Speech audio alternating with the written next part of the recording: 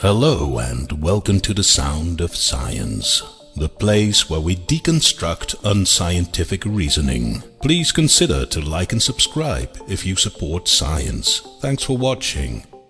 Today I want to discuss one of the worst arguments that some theists use in religious debates, and that is, but you can't prove that God doesn't exist. In this video, I will explain the context of this argument, some different variations of the argument that you might encounter, and I will deal with what I think are proper responses to the argument, but you can't prove that God doesn't exist. Although I watch many debates and discussions about religion, and although I make videos about the relation between science and religion, I almost never get engaged in a one-on-one religious discussion. It doesn't interest me. Most of the time these discussions are not productive, and sometimes they even go sideways. People get angry. So that is why I usually stay away from actual one-on-one religious discussions. I simply have no reason to participate in them. But even I have experienced many times that whenever theists are confronted with the fact that most of their evidence for the existence of a God is not evidence at all and does in no way lead to the conclusion that a God exists, there is a category of theists who then think they take back some territory, or even think they managed to get a draw if they say, "Oh, but you can't prove that God doesn't exist." There are some variations to this argument. Sometimes it comes in the shape of a counter question. So when a theist is asked, "Can you prove your God exists?" they might answer with, "Can you prove that God doesn't exist?" And sometimes this argument, which is not an argument at all, is phrased in a more general, non-personal way. For example, "No one ever proved that God doesn't exist." So there are some rather similar variations, but the context is mostly the same. So in most cases this theist argument is brought to the table when they get to the point that they cannot prove that a God exists. Some theists can't even wait for a proper context to bring this argument about, because they think it's so powerful. "Oh, but you can't prove that God doesn't exist." It is amazing that they still try this.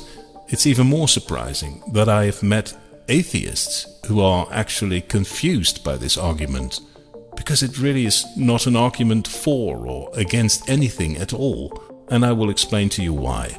The argument, "but you can't prove a God doesn't exist," is a meaningless logical fallacy, because there is nothing that can be proven not to exist in a general sense. What we can do is getting very close to proving that some phenomenon, object or creature is not present in a certain setting. But if we establish that there are no turtles with 6 legs present in this room, we haven't proven that they don't exist. The basic issue here is that if we want to prove something, we need to have access to data about the properties of that something, so that we can assess it. Those properties could perhaps be location, size, color, etc.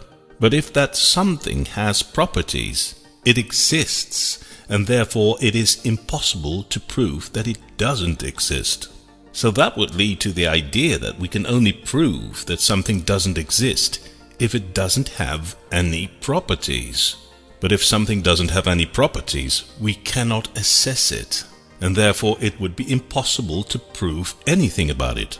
My apologies for a couple of minutes of conceptual babbling, but the bottom line is, in a general sense, it is impossible to prove that something doesn't exist. And the fact that we can't prove that something doesn't exist does not make it more likely that it does exist. Evidence can mainly be used to prove that things do exist, and not that they don't exist. That is just the whole nature of proving something. The Oxford English Dictionary defines to prove as demonstrate the truth or existence of something. It doesn't matter what you ask me to prove that doesn't exist. It is impossible to prove that fairies do not exist. It is impossible to prove that Bigfoot doesn't exist. And in exactly the same way, it is impossible to prove that a God doesn't exist. So stating, but you can't prove that God doesn't exist, has no meaning to anything. How can I prove that pink dogs with wings do not exist? I can't. Nobody can. There is no test conceivable that could prove that pink dogs with wings do not exist. Because what kind of evidence would be required to prove that pink dogs with wings do not exist?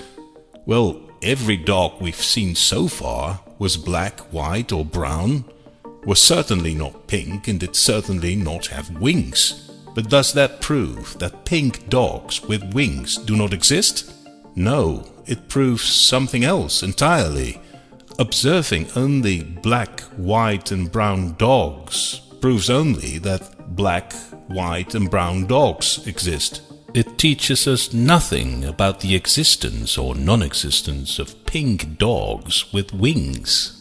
Maybe our observation has been conducted at the wrong time or at the wrong place. Maybe our method of observing is not suitable for detecting pink dogs with wings. We don't know, and we will never know, because no matter when, where or how we conduct observations, there is no testable criterion available that defines or describes the non-existence of something. So if a theist tells you that you can't prove that God doesn't exist, you can reply in several ways. There is the short and resolute response like, that is a meaningless remark, nothing can be proven not to exist. Another type of response is to ask for clarification. What kind of evidence would you accept as proof that a God doesn't exist? Because then a theist would have to choose from two options. The first choice would be to specify a type of evidence. And it really doesn't matter what kind of evidence they would come up with. It will not be suitable to prove that anything, it doesn't matter what, does not exist. Or they would have to acknowledge reality, and that is that there is no way to prove that things do not exist. And as soon as they acknowledge that, it shows that their statement, but you can't prove that a God doesn't exist, is completely meaningless. Another type of response is to ask them if they can prove that, for example, vampires or pixies do not exist. And of course, they cannot prove that. Another proper response to, but you can't prove that a God doesn't exist, would be, can you prove that? Because you can't prove that a God doesn't exist is a claim about reality, and whoever makes that claim has a burden of proof. So all of this clearly shows the meaninglessness of the claim, but you can't prove that a God doesn't exist. It is a meaningless statement because it is impossible to prove non-existence in a general sense. I hope this explanation was of any help, so thanks for watching and I'll see you at the next video.